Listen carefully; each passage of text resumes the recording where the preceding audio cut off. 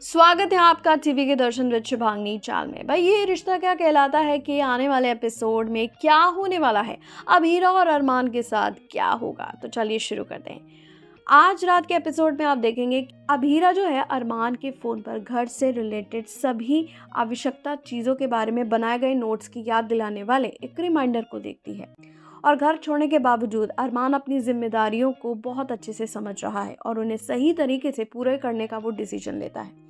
अपनी जिम्मेदारियों को नज़रअंदाज ना करने के लिए वो दृढ़ संकल्पित होकर सभी लोगों को कॉल करते हैं। वहीं इस बीच रोहित बोलता है और कहता है कि अरमान की वजह से सब कुछ कितनी अच्छी तरह से चल रहा था। वो बताता है कि फर्म सफलतापूर्वक चलती रही क्योंकि ग्राहकों को अरमान की क्षमता और समर्पण पर विश्वास था। रोहित इमोशनल होकर अरमान का बचाव करता है। ये कहता है कि हर कोई मान्यता देता है कि अरमान रियलिटी में पोद्दार हाउस की रीढ़ की हड्डी थे, जब सबसे ज़्यादा परिवार को उनकी ज़रूरत थी।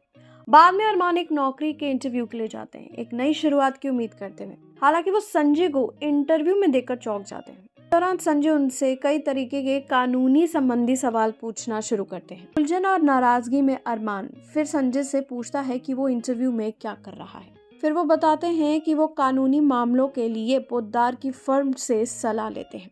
इस बीच अभीरा अपने ट्यूशन क्लासेस शुरू करती है और बच्चों को बहुत मन से पढ़ाती है।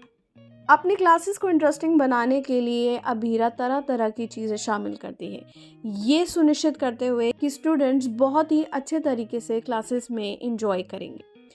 वहीं इंटरव्यू से लौटते समय अरमान सड़क पर एक आदमी से मिलते हैं जिसकी रॉयल कार खराब हो जाती है।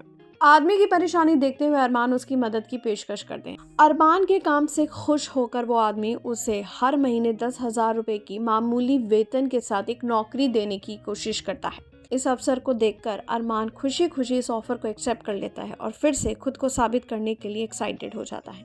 बाद में मनीषा अभीरा से मिलने आती है। उनकी बातचीत के दौरान मनीषा अभीरा को कुछ पैसे देने की पेशकश करती है। हालांकि अभीरा शांति से इस प्रस्ताव को ठुकरा देती है और अपने पैरों पर खड़े रहने और अपनी कोशिशों में अपना रास्ता बनाने के लिए दृढ़ संकल्पित रहती है। जाहिर सी बात है, अभीरा और अरमान की जिंदगी में कई कठिनाइयां आ रही हैं, लेकिन दोनों हिम्मत करके उनका सामना कर रहे हैं। अब देखते हैं कि आगे इनके लिए क्या चुनौतियां आने वाली। और ऐसे ही मज़ेदार खबरों के लिए देखते रहिए मेरा चैनल टीवी के दर्शन विद शुभांगी, और टीवी से जुड़ी अपडेट्स के लिए इस चैनल को सब्सक्राइब करना बिल्कुल नहीं भूलिएगा।